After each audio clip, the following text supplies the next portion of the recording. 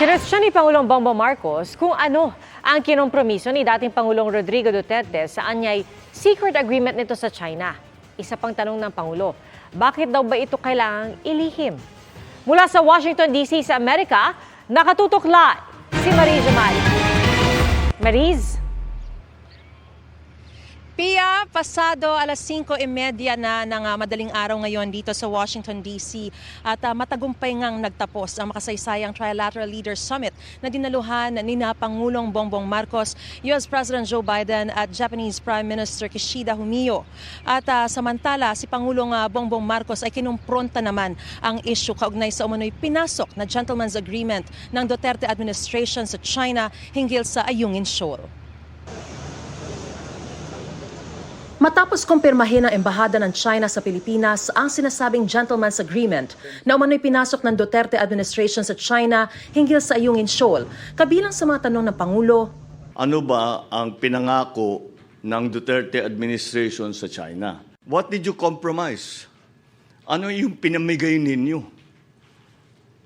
Bakit nagagalit sa atin ang mga kaibigan natin sa China dahil hindi kami sumusunod? Ano yung dapat namin gawin? Anong laman ng secret agreement na yan? Tawag nila sa gentleman's agreement. Tawag ko dyan secret agreement. Hindi namin alam. Walang dokumento.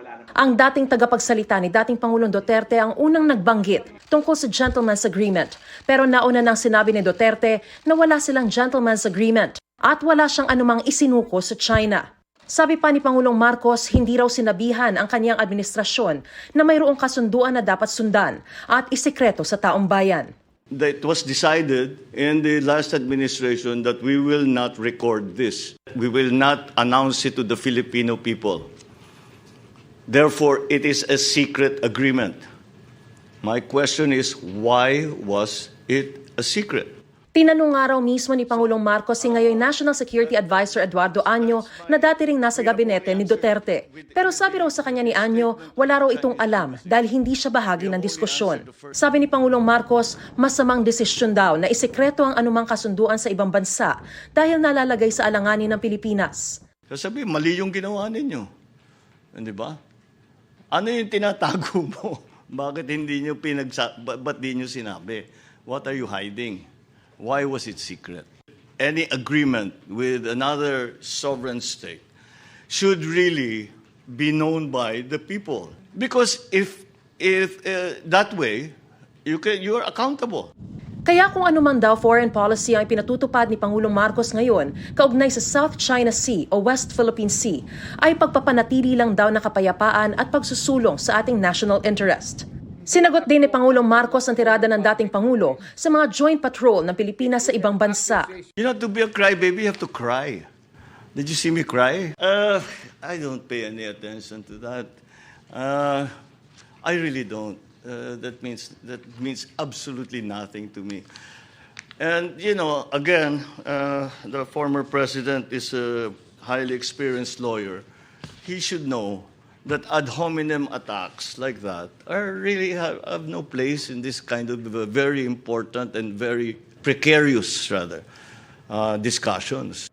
Sa kabila nito, handa raw itong upuan ni Marcos kasama si Duterte para pag-usapan. Dinepensahan naman ni Marcos si Vice President Sara Duterte sa mga batikos kung bakit tikom ang kanyang bibig sa usapin ng China. That's not the role of a vice president or a secretary of education to talk about China. So, I think we are all in line because I'm very sure that if Inday Sara had some very serious misgivings about what we are doing in terms of foreign policy, she will bring them to me.